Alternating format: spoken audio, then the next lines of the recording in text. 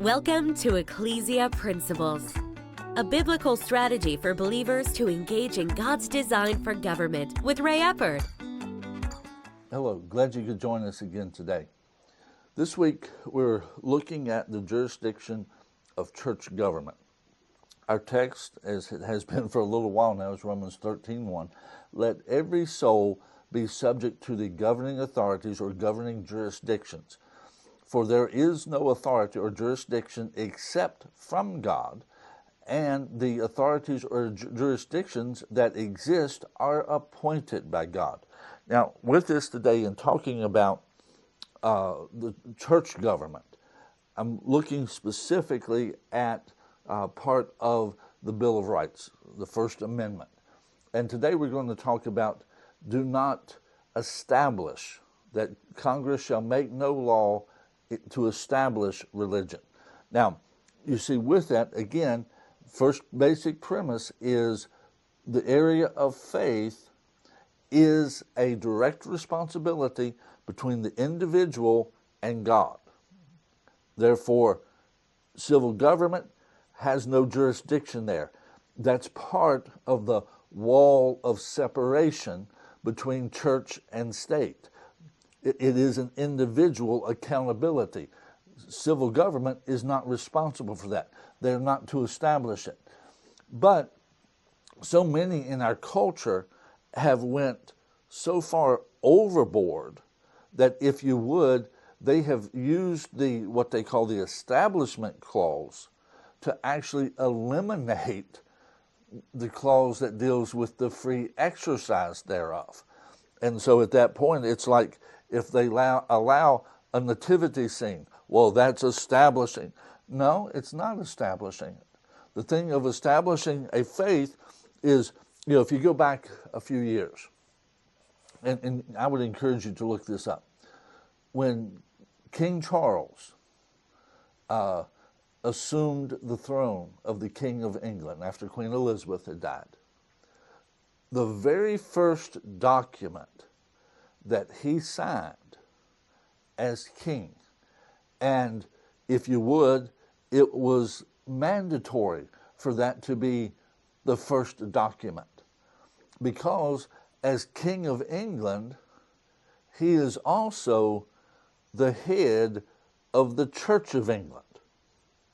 Now, you don't hear that a lot, but that is still the case. And so the first document that he signed was that he would continue peaceful relationship with the Church of Scotland and the other churches within the realm. That was the first document that he signed, that would continue. Why? Because he's the head of the church in England, but he's also the king.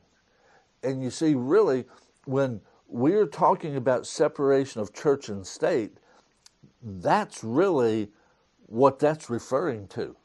That the head of the government is not the head of the church, and that the head of the church is not the head of the government.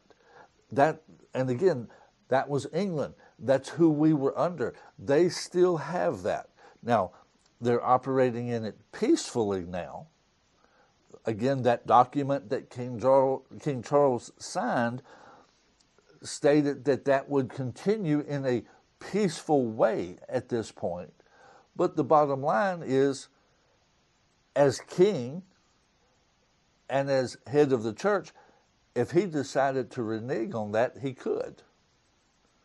Now, I won't get into all the other things of government at that point that might put a stop to that. But you see, the bottom line is, the problem is where both of those are in one person or in one group. And so with that, the Establishment Clause isn't that government permits something of faith. Because, see, government permitting something of faith is really not prohibiting the free exercise thereof. See, kids at graduations, valedictorians giving their speeches and wanting to open in prayer, that is really a thing of do not prohibit the free exercise thereof. It's not a thing of establishing it. That is that individual's right. And with this, I'll say something that some Christians may have trouble with, but we've got to understand that principle of individual accountability. You see, if a person of another faith was the valedictorian, they would have just as much right to pray to their God as a Christian praying to God our Father. And you see, the thing of it is, we can't have it one way. We can't have it to where we're the only ones that can have free exercise. Because if only one group gets to have free exercise of religion, then you have established it. The bottom line is everyone should have the right to exercise their faith within the public arena. God bless you. See you next time. You've been listening to Ecclesia Principles with Ray Eppard. Follow us on YouTube and Facebook on our Ray Eppard pages. This program was brought to you by Victory Worship Center and World Outreach. Services Sunday 9 o'clock and 11 o'clock, 200 Hammond Lane, Stanton, Virginia.